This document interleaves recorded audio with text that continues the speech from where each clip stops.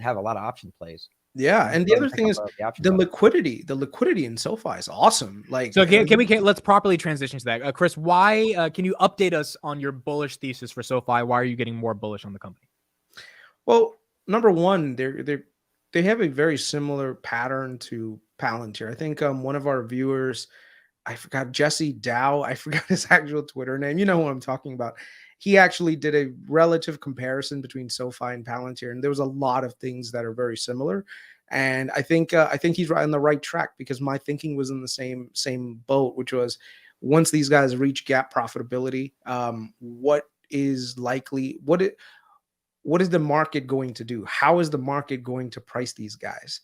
Are they going to price them as a growth company? Or are they going to price them as a value play? Because some of it is value. Like, I think they're trading under book.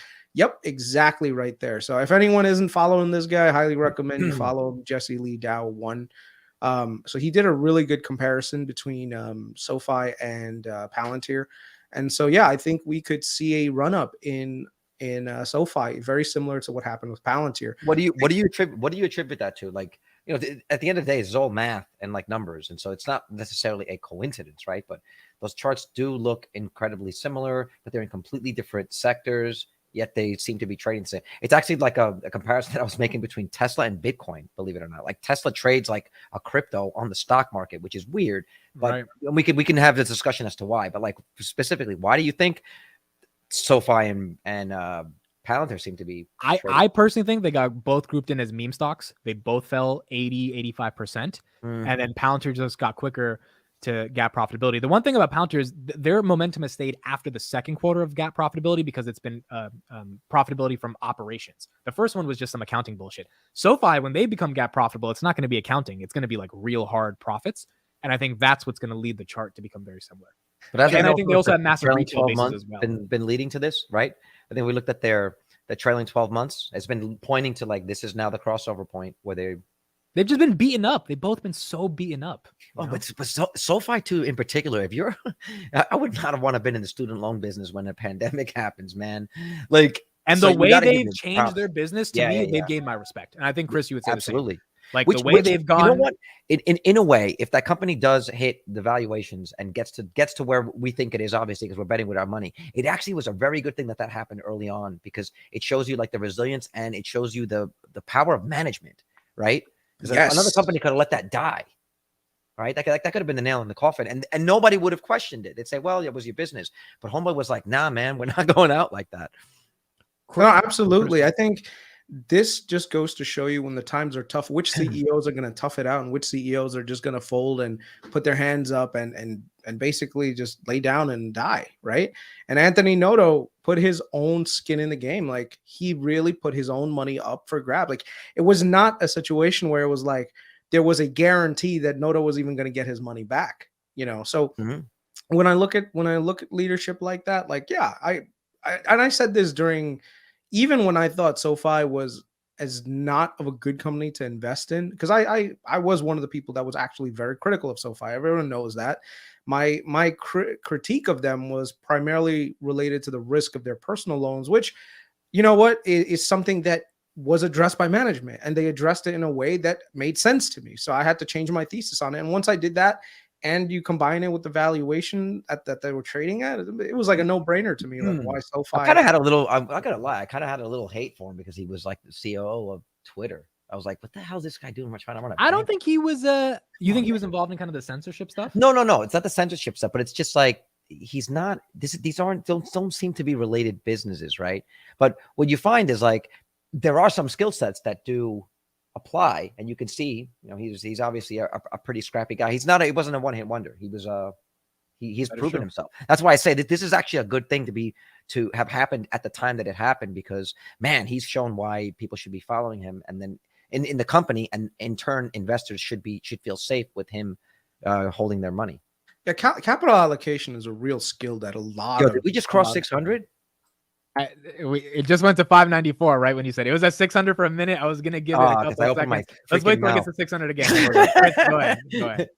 Yeah, no, I was just gonna say, like, capital allocation is a really big skill for CEOs to have. You know, like you need to know how to allocate your capital so that it's not just getting wasted. You need to know where to deploy it, when to deploy it, how to deploy it, so that you can maximize shareholder returns. CEOs that know how to do that, and boards, especially, that's the one thing I love about SoFi that I think a lot of people don't necessarily in the SoFi community like talk a lot about. I know that they have mentioned it, but they haven't like just outwardly spoken about it. They really do have a board that knows what they're doing. Like Yes. you really have to deep dive into the board of directors, because it's not just a one-man show at any company. Like Elon Musk is the only reason for Tesla's success. It's actually the board of directors that are under Tesla that make it happen. It's the COO that the board of directors hires in order to implement everything. You know, it's the board of directors that chooses how much executive compensation goes where, how to tailor the business. Also, what level of talent is on there. I think this week on All in Pod, I really like that, because one of the comments that we had was David Sachs mentioning one of his portfolio companies, like the CEO making bad business decisions, right? Based on like allocating some capital and doing some stuff on the cap table. And he was like, look, if I was on the board, I would have told him that this is horrible. This is not a good deal. But that only comes with experience. So you need sometimes people with capital allocation skills on your board of directors. And there's no one better for a bank, in my opinion, than someone who's formerly of Goldman Sachs, who lived this life. You know, so in terms of CEOs, I think Anthony Noto's the perfect person to be in this role. When we eventually get into Enovix, that'll be a big topic of discussion too. Yes, exactly. That's the other thing too. Like you look at Enovix and the CEO that they hired, the management team, they changed up their management team. This is not the same management team as 2 years ago. All right. Like some people are like built same as Enphase. I mean, to be honest, it's same as Enphase. Some CEOs and some leadership is good at founding things and like bringing things into fruition, while others know and understand how to cultivate the business and turn it into a real moneymaker, you know.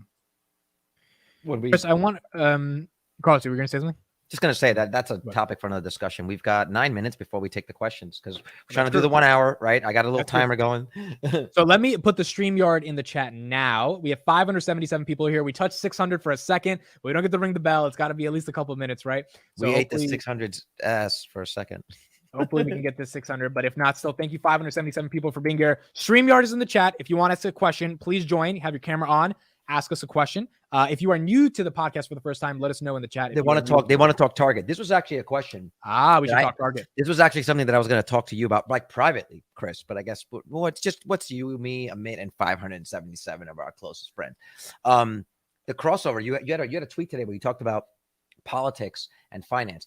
Typically, we just try, I personally, and I think if I speak for VITALY too, we just try to stay out of politics. But I think more and more it is really hard not to have your politics mixed in with finance, because you're seeing things like this. You're seeing essentially financial hit jobs on companies. That's one of the ways that people can express their disagreement politically, is in the stock market. And so I'm curious why you don't care. You actually engage on that side. Well, I mean, you know, people vote with their dollars, right? That's a form of voting. Like regardless of what people may think, you know, if I had to choose between one company that lives by my values and one company that doesn't, I'm going to choose the one that lives by my values. You know, plain as simple. Like, so I would say that now companies have to be, you know, companies back in the day, they typically stayed very apolitical. There was never a discussion about that. There was like, listen, whether you're a Republican or you're a Democrat, it's the same to us. Like, just come on in. We're going to try to be as politically neutral. And then over the years, there's been a big push to become more activist, right? And so it was the 2000s. Honestly, it was like 2000. It was, I think, 2000 to 2010. There was a couple of bumps in companies that started to, like you said, get on board with certain things, activism wise, that just made sense at the time. But now we're so polarized on the extreme. And I don't even think you have to have a political opinion to analyze this. People don't like some of the stuff they're selling, and they're voting with their wallets. The question is Target going to respond? And they're going to, just like Bud Light, are they going to respond? Or are they going to double down? Bud Light doubled down, right? But Target did as well. And what happens is, once you start going down that path, there's no way to win. So if you go down one path and you start selling products that a certain group doesn't like, and then you pull those Tough. off the shelves. Now the Very tough. original group is upset at you for caving. So then they boycott you, and basically you're boycotted on both sides, and you're done. Well, I think the capitalist answer is which side. It's Michael Jordan's Republicans buy sneakers too, right? It's literally they have to make a cost benefit analysis as a fiduciary responsibility to shareholders of if we sell this shit, will we lose more money versus if we don't, and the other side's protest, will that outweigh the protest we're having? Because someone's going to protest. The question is which side is more vigorous about it. Because if we're in this polarized economy, the question becomes why. Okay, the first question then becomes why do it at all? It's like someone made a great point. They were talking about they were showing Google's homepage on various days of the year. You know, whatever it was. There was certain holidays, it's not holidays of the year, but on Memorial Day there was nothing, and people complained about that too, right? Because there is no specific group that's going. Like the veterans aren't. It wasn't nothing. It was gray. If you clicked on it, it took you to a Memorial Day thing. Right. It was, exactly, but it wasn't as explicit as like Christmas or something like that. But also because the veterans aren't considered a powerful group financially. Well, so Google didn't take the Project Maven contract either, right? So yeah, right. So the question then becomes, why do it at all? And then my second question is, do you think we're going to see any company actually go bankrupt as a result of something that they do politically? Not anything to do with. Good question. Within the next, say, 5 years, you think we'll see that? We're so divided politically. Is it going to be enough to tank one of these companies and take them out? So here's my thought pattern. Number one is, why are a lot of companies moving like this? Like, why are they being a lot more, again, I'll be honest, I think a lot of it is just performance. Like, I don't even know if the values really align with the company to begin with. I think what's happening is you have a lot of activist investors on like the top level, like especially like BlackRock and so on and so forth, that everyone is allocating their money via indexes to. And then BlackRock now has control over a large percentage of the company's voting shares. So they say like, look, we need to do this to be like this. So you have to be more inclusive, or you have to have a DEI initiative, or you have to have an ESG initiative. The company never would have had otherwise.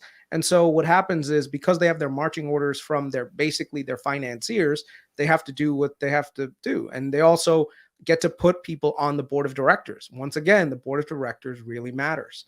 So once the board of directors, they get a few people on there, they're like, listen, we need to do something for Pride Month. And so now the CEO has to kind of justify why not to do it.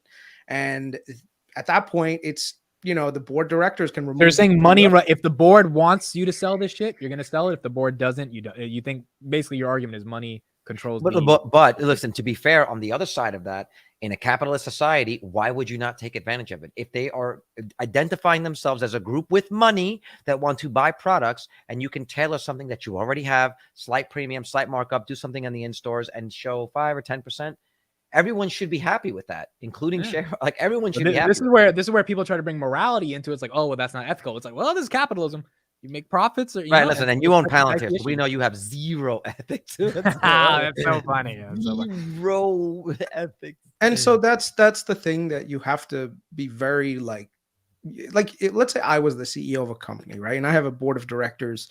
The board of directors, like BlackRock bricks. Like let's say they came to me and they said, "Hey, KRIS, listen, we need to get involved in this Israel versus Palestine debate," which is the political hot potato, right? Bro, before you continue, when I was on the national USA debate team and we went to the international championships, Israel and Palestine were not allowed to debate each other.